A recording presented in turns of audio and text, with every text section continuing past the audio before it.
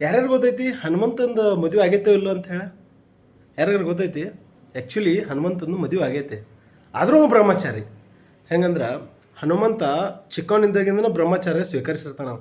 ಆದ್ರೆ ಅವ್ರ ಗುರುದೇವ ಆದವ ಸೂರ್ಯದೇವ ಹನುಮಂತನ ಗುರು. ಸೂರ್ಯದೇವ್ರಿಗೆ 9 ದಿವ್ಯ ವಿದ್ಯೆ ಗೊತ್ತಿರ್ತಾವೆ. ಆದ್ರೆ ಹನುಮಂತ ಅವ್ರ ಕಡೆಯಿಂದ ಬರೀ 5 ದಿವ್ಯ ವಿದ್ಯೆ ಕಲ್ತಿರ್ತಾನೆ. ಅವ್ನು ಶಕ್ತಿಶಾಲಿ ಆಗೋದಿರ್ತದೆ, ಅದಕ್ಕೆ 5 ದಿವ್ಯ ವಿದ್ಯೆ ಕಲ್ತಿರ್ತಾನೆ. ಆದ್ರೆ ಅವ್ನು ಇನ್ನೂ 4 ದಿವ್ಯ ವಿದ್ಯೆ ಕಲಿಬೇಕಂದ್ರೆ ಅವ್ನು ಮದುವೆ ಆಗಬೇಕಾಗಿರ್ತೈತಿ. ಮದುವೆ ಆದರೆ ಇನ್ನೂ 4 ದಿವ್ಯ ವಿದ್ಯೆ ಕಲಿತು ಇನ್ನೂ ಶಕ್ತಿಶಾಲಿ ಆಗ್ಬೋದು ಅಂತೇಳಿ ಅವ್ನು ಸೂರ್ಯದೇವ್ರು ಹೇಳಿರ್ತಾರೆ ಅವ್ನು. ಸೊ ಅವಾಗ ಏನು ಮಾಡ್ತಾವೆ, ನಾನು ಇನ್ನೂ 4 ವಿದ್ಯೆ ಅದಲ್ಲ, ಅವ್ನು ಕಲಿತು ನಾನು ಶಕ್ತಿಶಾಲಿ ಆಗ್ಬೇಕು, ಇನ್ನೂ ಬಲಶಾಲಿ ಆಗ್ಬೇಕಂತ ಏನು ಮಾಡ್ತಾನೆ, ಸೂರ್ಯದೇವನ ಪುತ್ರಿನ ಸೂರ್ಯದೇವ ಅವ್ರ ಗುರುಗಳದಾರಲ್ಲ ಅವ್ರ ಪುತ್ರಿನ ಮದುವೆ ಆಗ್ತಾನೆ. ಆ 4 ವಿದ್ಯೆ ಕಲಿಯೋ ಸಂಬಂಧ ಸರ್ವೋಚನ ಅಂತೇಳಿ ಅವ್ರ ಮಗಳು ಅಕ್ಕಿನ ಮದುವೆ ಆಗ್ತಾನೆ. ಅಕ್ಕಿನ ಮದುವೆ ಆಗಿ ಇನ್ನಿದ್ದಿದ್ದು 4 ವಿದ್ಯೆನೂ ಕಲಿತಾನೆ ನಾವು. ಅವ್ರ ಕಡೆಯಿಂದ ಕಲಿತ ಶಕ್ತಿಶಾಲಿ ಆಗ್ತಾನೆ ನಾವು.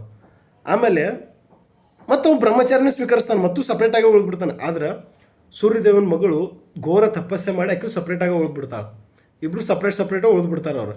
ಆಮೇಲೆ ಇನ್ನೊಂದು, ಇದು ತೆಲಂಗಾಣದಾಗ ಹನುಮಂತ ಮತ್ತು ಅವನ ಹೆಂಡತಿ ಇಬ್ಬರು ಇದ್ದಿದ್ದು ಒಂದು ಸ್ಟ್ಯಾಚು ತೆಲಂಗಾಣದಾಗ ಐತೆ. ಇಡೀ ಇಂಡಿಯಾದಾಗ ಒಂದೇ ದೇವಸ್ಥಾನ ಅದು ತೆಲಂಗಾಣದಾಗ ಐತೆ. ಅದನ್ನು ಬಿಟ್ಟರೆ ಎಲ್ಲೂ ನೋಡೋಕೆ ಸಿಗೋದಿಲ್ಲ ನಿಮಗೆ. ಆಮೇಲೆ ಮದುವೆಯಾದ ಜೋಡಿಗಳು ಅವ್ರ ಲೈಫ್ನಾಗ ಚೆನ್ನಾಗಿರ್ಬೇಕು, ಆರಾಮಿರ್ಬೇಕು, ಸುಖವಾಗಿರ್ಬೇಕಂದ್ರೆ ಹನಿಮೂನ್ ಹೋಗ್ತಾರಲ್ಲೋ ಗೊತ್ತಿಲ್ಲ, ಆದರೆ ಆ ದೇವಸ್ಥಾನಕ್ಕೆ ಮಾತ್ರ ಕಂಪಲ್ಸರಿಯಾಗಿ ಹೋಗ್ಬೇಕು. ಅದರಿಂದ ಅವ್ರ ಲೈಫ್ ಚೆನ್ನಾಗಿರ್ತೈತಿ, ಮಸ್ತ್ ಇರ್ತೈತಿ, ಸುಖ ನೆಮ್ಮದಿ ಎಲ್ಲ ಇರ್ತೈತಿ.